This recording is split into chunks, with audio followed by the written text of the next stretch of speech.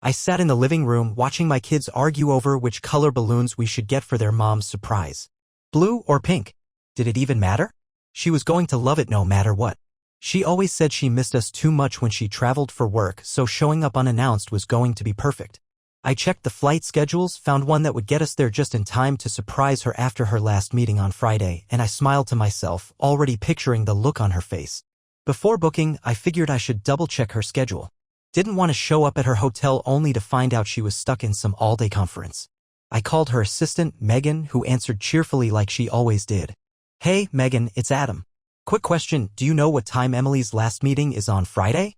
The kids and I want to surprise her in Chicago. There was a pause. Too long.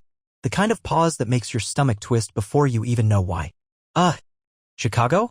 She repeated like I had just spoken a language she didn't understand. She's not in Chicago this week. I laughed, confused. What? Yeah, she is. She flew out yesterday morning. Another pause. This one even worse. Then Megan spoke, but her voice was different, quieter, hesitant. Adam, she said she was going to New York this time. I swear for a second, the whole house went silent. The kids were still chattering, the TV was on in the background, but it all just faded into nothing. New York? That wasn't right? She told me Chicago. She booked a flight to Chicago. I dropped her off at the airport. She hugged our kids and kissed me goodbye in front of the damn departure gates. I saw her leave. I forced a chuckle, trying to push down the sudden wave of unease climbing up my throat. Megan, are you sure? Maybe you mixed up her schedule. No, she stopped herself, and I could almost hear the moment she realized she had said too much.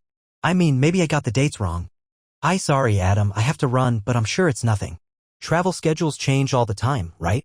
She hung up before I could say anything else. I just sat there, staring at my phone like it might suddenly give me an answer. A mistake. A misunderstanding. That's what it was, right? But something was wrong. Something was very, very wrong. I opened my laptop, hands moving on their own, pulled up the airline's website, and logged into our shared account. We always used the same one, it made booking easier. My eyes scanned through the upcoming flights, heart pounding for no reason at all. And then I saw it. Emily did not have a ticket to Chicago. She had a ticket to New York. A one-way ticket. She hadn't booked a return flight. I stared at the screen for what felt like hours. My brain refused to process what I was looking at. A one-way ticket to New York. No return flight. No mention of Chicago anywhere. I refreshed the page. Twice. 3 times. Maybe there was an error. Maybe the airline screwed up. Maybe, I don't know. Something. Anything to explain this in a way that didn't make my stomach churn. But the details didn't change. She never went to Chicago. She never planned to. My hands felt numb as I grabbed my phone and pulled up our last texts. Me, did you land okay? Emily, yep, just got to the hotel. Exhausted. Gonna shower and crash early. Love you. I scrolled up. Yesterday morning before she left. Emily, boarding now. I'll call when I land. There was even a selfie. A quick snap she'd taken at the airport, smiling with her coffee in one hand, suitcase handle in the other. But now staring at it, I noticed something I had missed before. There was no gate number behind her. No visible flight details on any of the signs. Just a generic seating area. I checked the flight history for Chicago. The plane she was supposed to be on had landed on time. If she wasn't on it, then where the hell was she? My mind went places I didn't want it to go. I stood up too fast, making the chair scrape against the floor. The kids looked up from their balloon debate, startled. Dad, my daughter asked. I forced a smile, trying to keep my voice steady. Hey, why don't you two go pick out some decorations for Mommy's surprise? I'll be right there. They nodded and ran off, oblivious. I turned back to my laptop and did the only thing that made sense. I checked our credit card transactions. If she was in New York, she had to have used her card somewhere, right? I clicked through the charges, my breath hitching when I saw the first one. A hotel. Not her usual business hotel. A different one. A luxury one. A place we had stayed at years ago for an anniversary trip. The timestamp? Less than an hour after she landed. I clenched my jaw so hard it hurt. My pulse pounded in my ears as I scrolled further. Dinner at an upscale restaurant. Wine bar. Another charge for room service, 2 entrees. I couldn't breathe. My wife was in New York, staying in a fancy hotel, having candlelit dinners, and ordering room service for 2. I tried to think of another explanation. Maybe she was meeting a client. Maybe she was entertaining a business partner. Maybe... I clicked again, pulling up her itinerary. Her calendar was linked to mine for convenience. I scrolled to this week's schedule. Meetings, conference calls, networking event. Everything was meticulously listed, except every single one of them was supposed to be in Chicago. I stared at the screen, my chest tightening. Emily wasn't working. She wasn't on a business trip. She was with someone, and she lied about it. A rush of heat flooded through me. My hands trembled as I gripped my phone and dialed her number. It rang, and rang, and rang. Then voicemail. I hung up and called again. No answer. I clenched my teeth and typed out a text. Me, call me, now. The 3 dots appeared immediately, like she had been holding her phone, waiting. Then they disappeared. And then, nothing. I stared at the screen, waiting for those 3 dots to come back. They didn't. My heart was hammering against my ribs, every second stretching longer than it should have. I could feel the blood rushing to my ears, making everything around me sound distant, muffled. The kids were still in the other room, laughing about decorations, completely unaware that their mother was. No. I needed confirmation. Real confirmation. My brain was still trying to play dumb, grasping at the possibility that maybe, just maybe, I was wrong. I grabbed my phone again, this time opening her location. We shared it. Not that I had ever used it before. I had no reason to. I trusted her. What a joke. I held my breath as the little circle loaded on the map. New York. Midtown. Right where the hotel transaction said she'd be. I exhaled sharply through my nose, trying to push down the sickening wave of realization washing over me. I could feel my pulse in my hands as I tapped the hotel's name and pulled up their contact info. I wasn't thinking anymore. I was acting. The phone rang twice before someone picked up. Thank you for calling the... I need to confirm a reservation. I cut in, my voice tight. Of course. Can I have the guest's name? I swallowed the lump in my throat. Emily Carter. A few clicks on a keyboard. Then, yes, Miss Carter is a guest with us. I closed my eyes. My free hand curled into a fist. Is she alone? Pause. I'm sorry, sir, but we can't disclose that information. My jaw clenched. I could push it. Call pretending to be her husband who lost his key. Say I needed access to the room. Demand an emergency contact. But I knew how hotels worked. They weren't going to hand over anything. I forced my voice to stay even. Fine. Can you transfer me to her room? Another pause. Then, one moment. The line clicked. My stomach twisted into knots as I listened to the hotel phone ring. 1, 2, 3. Then hello. A man's voice. A man's voice. I froze. For a second I actually thought I was hallucinating, that my brain was playing tricks on me. Hello, the voice said again. Deep. Relaxed. Comfortable. Like he belonged there.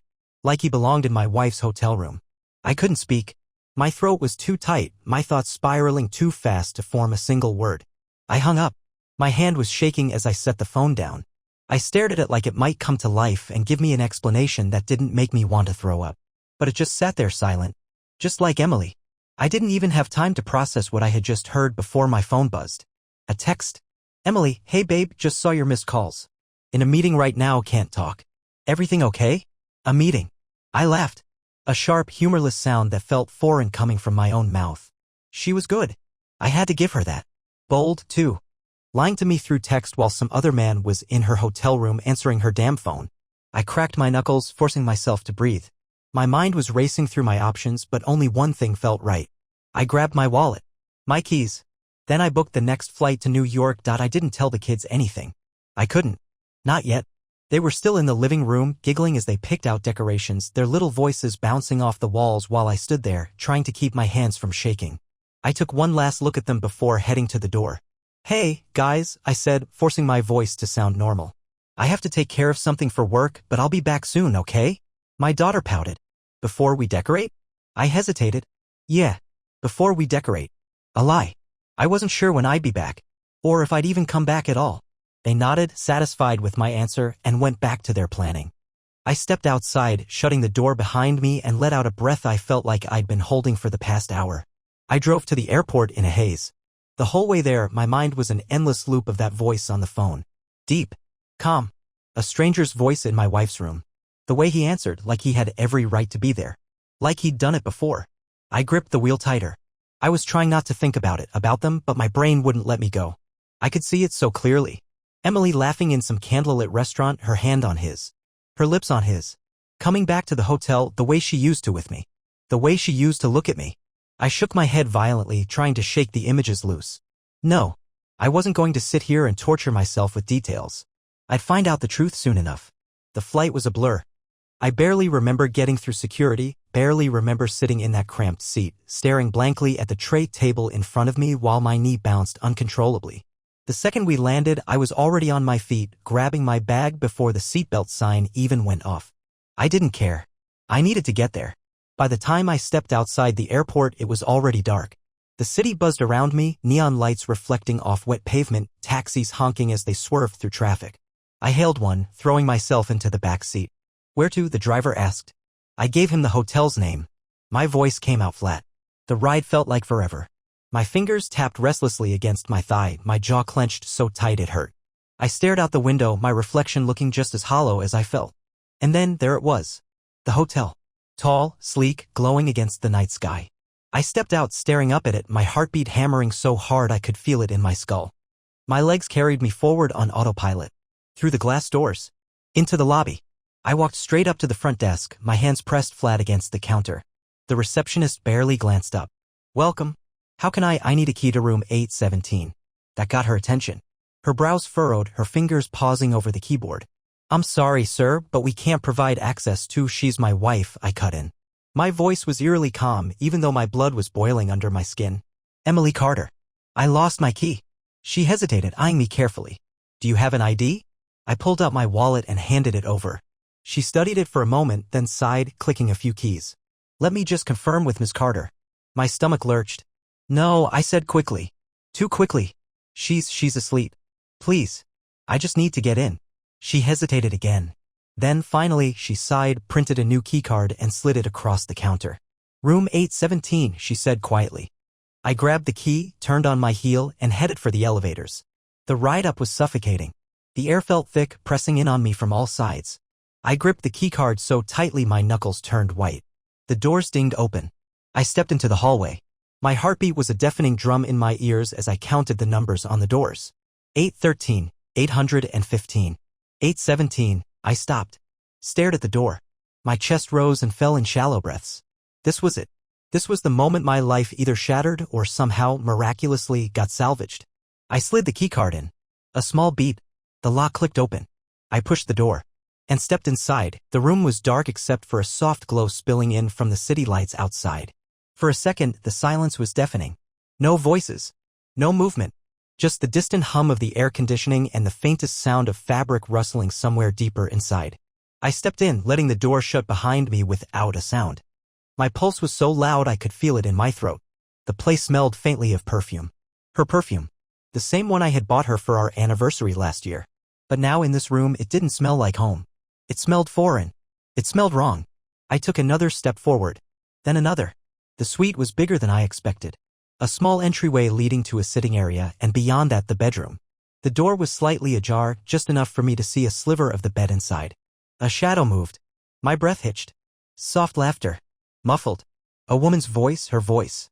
My feet moved before I could think. One step. Then two. Then I was pushing the door open. And there she was. Emily. Lying in our hotel bed, tangled in white sheets with him. Some guy. Broad shoulders. Dark hair. Shirtless. Leaning over her with one hand pressed against the mattress, his head tilted down as he whispered something in her ear. And she, my wife, laughed. A sound I hadn't heard in years. Genuine. Happy. Carefree. A sound she hadn't made with me in so long I almost didn't recognize it. My stomach twisted into something sharp and ugly. I felt sick. My whole body burned, my hands clenched into fists at my sides. But still, I didn't make a sound. Not until Emily finally looked up. Our eyes met. And in that moment, everything slowed. Her smile froze. Her body stiffened. And then, for the first time since this nightmare began, I saw it. Panic. Pure, unfiltered panic flashing across her face. The way her breath caught, the way her fingers tensed against the sheets as if she could somehow disappear into them. I opened my mouth. No words came out. And then he turned. The guy. The man in my wife's bed. His brows furrowed, confusion flashing across his face. Who the hell? But I wasn't looking at him. I was looking at her. Emily, who was suddenly scrambling upright, grabbing for the sheet to cover herself. Adam, don't. My voice came out cold. Strange. Not mine. She stopped. Her lips parted like she wanted to say something, but nothing came out. I took a slow step forward. My hands were still clenched at my sides, shaking with something I couldn't contain. Rage. Betrayal. Something worse. I called you, I said quietly. You said you were in a meeting. She flinched. I laughed. A small, bitter sound that barely felt real. A meeting. I gestured to the bed to him. This your new business partner? The guy sat up straighter, his confusion shifting into something else. Recognition. He looked between me and Emily, his jaw tightening. He knew who I was. Emily shot him a sharp look, and that was it. That was all it took for my last ounce of self-control to snap. I lunged. I didn't even think. My body just moved, my fist colliding with his face so fast he barely had time to react. He let out a grunt, falling sideways off the bed, cursing as he crashed onto the floor. Adam, stop. Emily shrieked, scrambling up. But I wasn't listening. The guy groaned, pushing himself up on his elbows, touching his lip where blood was already starting to form. He looked up at me, anger flickering across his face. I wanted to hit him again. Harder. I wanted to break something. But then Emily stepped between us. She grabbed my arm, her grip tight. Desperate. Stop, just stop. I wrenched away from her like she burned me. Don't touch me. Her eyes were wild, her breath shaky. Adam, just listen. I repeated, voice sharp. I gestured around the room, my chest heaving. To what, Emily? Another lie? Another excuse? I pointed at him. What's this one gonna be? A business trip gone wrong? A one-time mistake? She swallowed hard, lips trembling. She was scrambling, I could see it. Her brain working overtime to find a way out, to twist the situation into something less damning. But there was nothing left to twist. You weren't supposed to be here, she whispered. I stilled. Something about the way she said it. Not I'm sorry. Not it's not what it looks like. Just I wasn't supposed to be here. My stomach turned. My pulse pounded in my ears. I looked at her, really looked at her. And then I saw it. She wasn't just guilty. She wasn't just caught. She was annoyed. Frustrated. Like I had just ruined something for her. And that was the part that broke me. I took a step back, shaking my head. I felt something inside me snap, unravel, break into something I couldn't put back together. Emily took a hesitant step forward. Adam, I turned around and walked out the door. I walked down the hallway in a daze, my fists still clenched so tightly my nails dug into my palms. My heart was hammering in my chest, my breath coming in ragged bursts, but I kept moving. One foot in front of the other. Away. Emily didn't follow me. Not at first. I made it to the elevators before I heard her voice behind me, hurried footsteps slapping against the floor. Adam, wait. I didn't stop. Adam, please. The elevator doors opened and I stepped inside, slamming my thumb against the button for the lobby. I didn't look at her. I couldn't. She caught up just as the doors started closing, shoving her hand between them. They jerked back open and she stepped in breathless. I exhaled sharply through my nose, jaw tightening as I stared straight ahead. The doors slid shut. Silence. Thick. Heavy. The kind that pressed against my skull, making my head pound. I could feel her next to me, could feel the heat of her presence, but I refused to look at her. She was the first to speak. Adam, she whispered, voice shaky, desperate. Please, just let me explain. I let out a cold laugh, shaking my head. Explain. My voice was eerily calm. Too calm. Go ahead, Emily. I'd love to hear how this isn't what it looks like. She flinched. She stopped herself, swallowing hard. It was a mistake. I turned my head, finally looking at her. A mistake. A mistake. Which part? I asked. My voice was sharp, cutting through the silence like a blade. Booking a flight to a different city? Lying about your meetings? The hotel? The man in our bed? She swallowed hard, her fingers twisting together in front of her. I didn't mean for this to happen. The laugh that escaped me was bitter. Hollow. That's interesting, I said, tilting my head. Because from where I was standing, you looked pretty comfortable. Her eyes darted away. I shook my head. You weren't even going to tell me, were you? She hesitated. That hesitation told me everything. The elevator dinged. The doors slid open to the lobby, bright lights flooding in. I stepped out without another word, my legs carrying me toward the exit. She rushed after me. Adam, please, just let me talk to you. I stopped. Not because I wanted to hear her excuses, but because I was tired. So goddamn tired. I turned around slowly, leveling her with a look that made her shrink back. You want to talk? I asked. My voice was low, dangerous. Fine, let's talk. Her throat bobbed as she swallowed. I crossed my arms. Who is he? Her lips parted, but no words came out. My patience snapped. Who is he? She flinched, her arms wrapping around herself. It's not serious. I let out a sharp, humorless laugh. Not serious. I nodded slowly, dragging a hand down my face. Right? Because flying across the country and booking a romantic getaway with some guy is just casual fun. Right? Her face crumpled. Adam, how long? I cut her off. Tears welled in her eyes. How long? She hesitated. That hesitation was another knife in my chest. I took a slow step closer. You don't get to lie to me anymore, Emily. Not after this. How long? She wiped at her face, her shoulders trembling. 6 months. I inhaled sharply. That number hit harder than I expected. 6 months. 6 months of lies. 6 months of sleeping next to me, kissing me, telling me she loved me, all while sneaking off to be with him. My hands curled into fists. I forced myself to breathe. I needed to stay in control. I looked at her, really looked at her. This woman, this person standing in front of me wasn't the woman I married. She wasn't my wife. She was someone else entirely, and I didn't know her anymore. Why? My voice was quieter this time, not weak, just hollow. Her lips trembled. Don't you dare tell me you don't know, I snapped. 6 months, Emily. That's not an accident. That's a goddamn relationship. She covered her mouth with her hand, tears spilling over. I felt lost, she choked out. I felt like we weren't connecting anymore, like we were just going through the motions. I stared at her. Disbelief, anger, something worse. You felt lost, I repeated. So your solution was to destroy us? She let out a sob, shaking her head. I never wanted to hurt you. I let out a cold breath, stepping back. But you did. She reached for me, but I jerked away before she could touch me. Adam, please, I shook my head, my whole body vibrating with something I couldn't contain. No, I said firmly. No more. I'm done. Her eyes widened in panic. Done? I exhaled sharply. Yeah, Emily.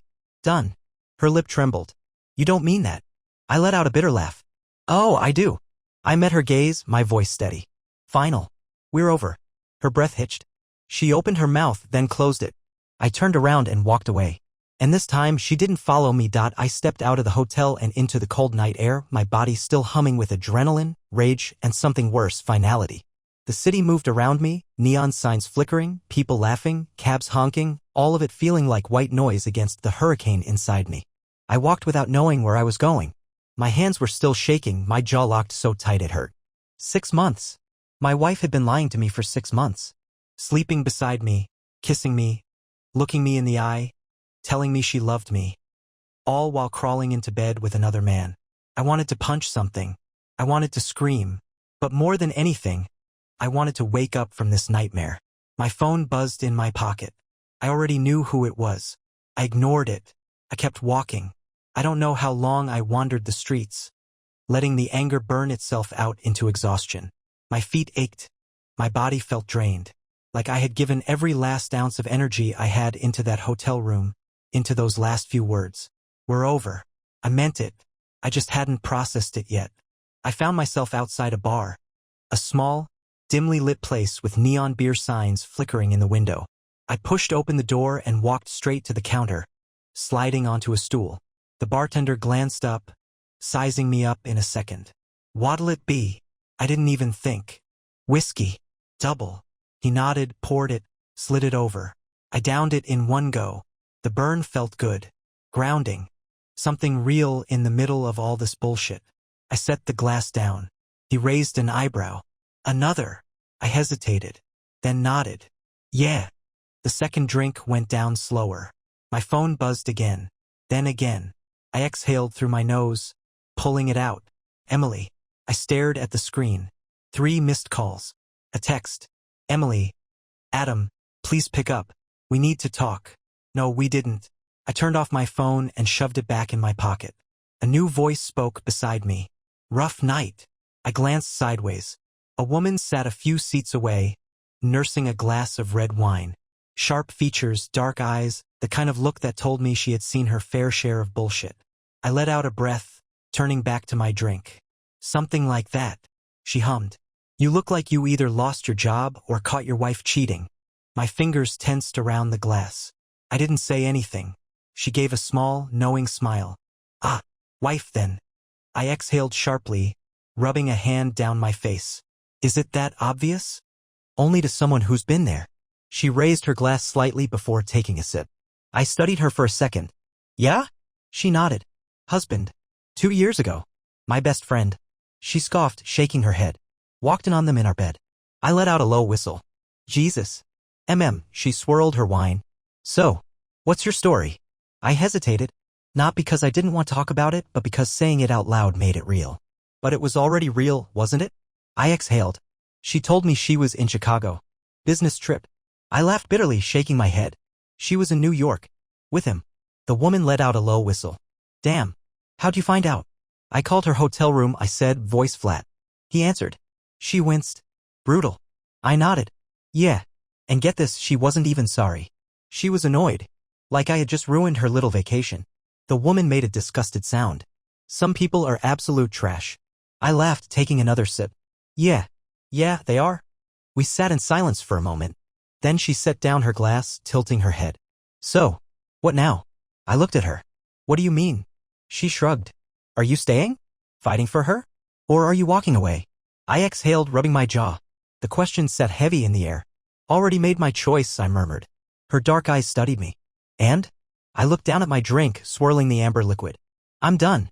She nodded like she already knew that would be my answer. Good. We sat in silence again, the weight in my chest starting to settle into something else. Not relief. Not yet. But maybe the start of it. I don't remember how long I sat there. Long enough for the whiskey to dull the sharp edges of my rage, but not enough to erase anything. Long enough for the weight in my chest to shift from fire to ashes. The woman at the bar, Claire, she told me, had left after a while, leaving me with nothing but my thoughts and the half-empty glass in front of me. I didn't want to go back to the hotel. Not because of Emily. She meant nothing to me now. But because I didn't want to be anywhere near the place where I had seen her like that.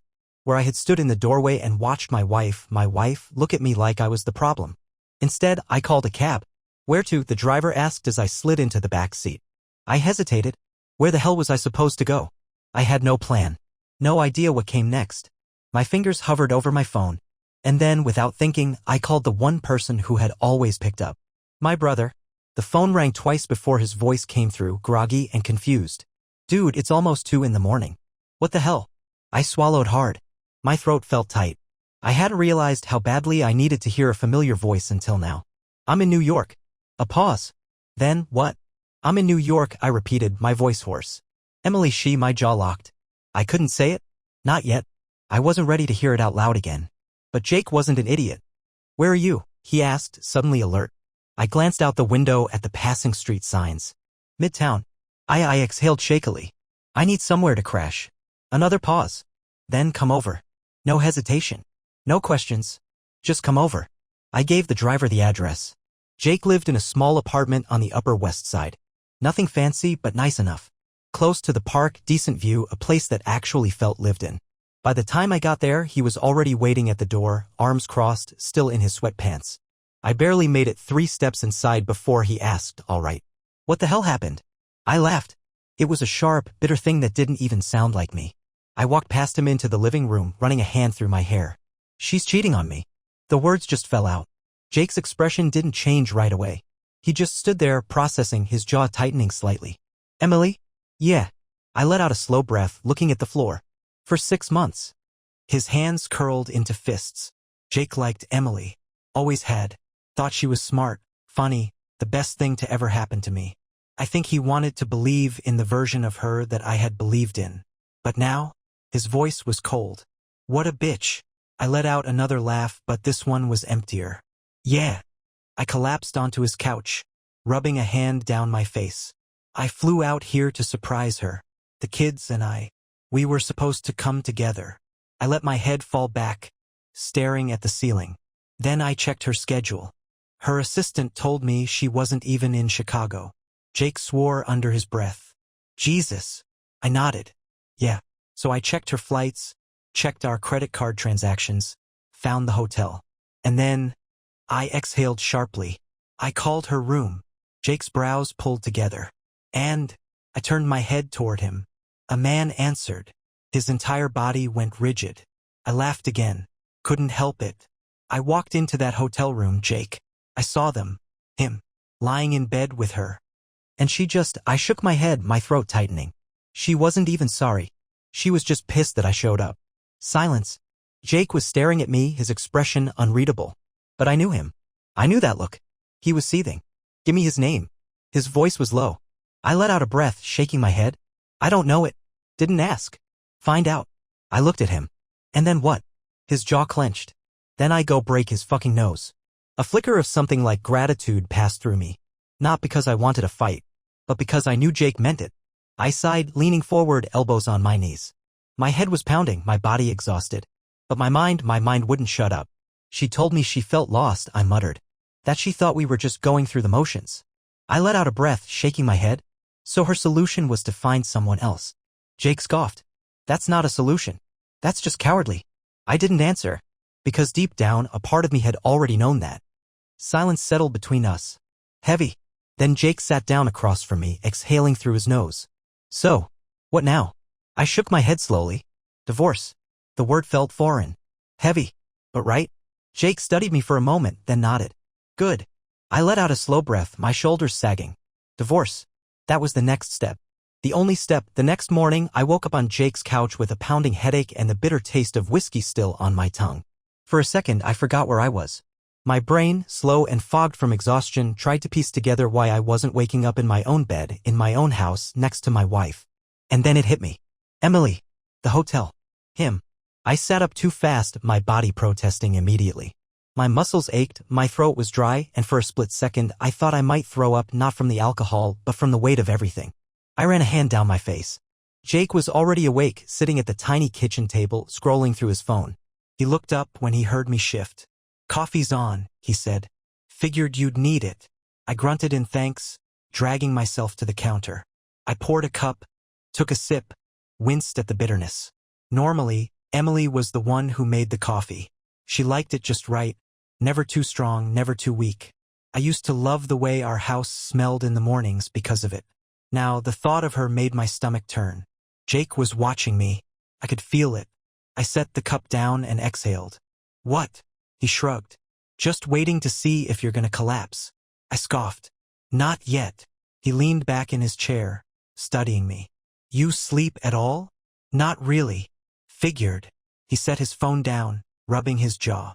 You talk to her? I let out a humorless laugh. No, good. He nodded. You shouldn't. I knew he was right. I knew there was nothing left to say. But Emily wasn't the type to let things end quietly. As if on cue, my phone buzzed on the table. I stared at the screen at the name glowing back at me. Emily. Jake glanced at it and made a disgusted sound. She really has the audacity. I didn't answer. I just let it ring. A few seconds later, another buzz, a text. Emily, please talk to me. Jake scoffed. Talk to her? For what? So she can gaslight you into believing it was somehow your fault. I didn't respond. I just stared at the message, something cold curling in my chest. And then another buzz. Emily, come home.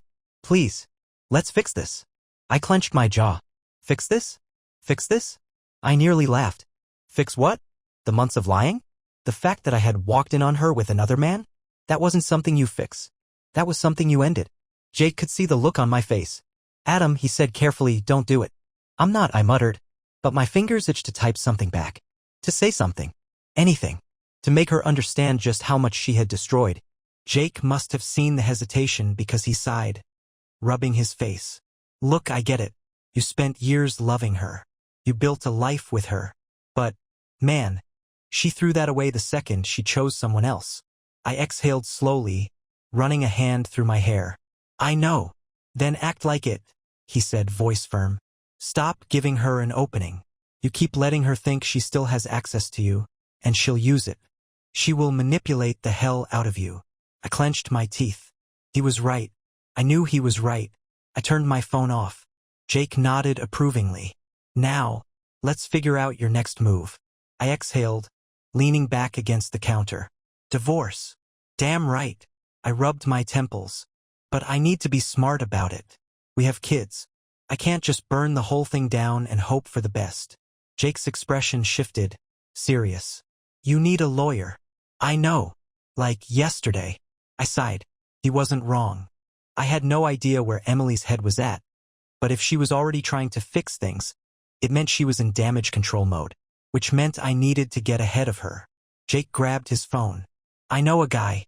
One of my buddies from college, family law. He's good. I nodded slowly. Yeah, okay. Jake scrolled, then stopped. Here. This is him. He slid the phone across the table. I looked down at the contact, at the name. Matt Reynolds. I tapped the number. The phone rang twice before a deep, professional voice answered. Reynolds speaking. I took a breath. Hey, my name's Adam Carter. I need a divorce lawyer. A pause. Then, all right, Adam. Let's talk. 2 days later, I was back home. The flight felt different from when I had left. Back then, I had been a man on a mission, fueled by confusion, anger, and that gut-wrenching need for the truth. Now I was a man with answers, a man who had seen the truth with his own eyes. And somehow that made everything worse. Jake had set me up with Matt Reynolds, and within an hour of our first conversation, I knew I had the right guy.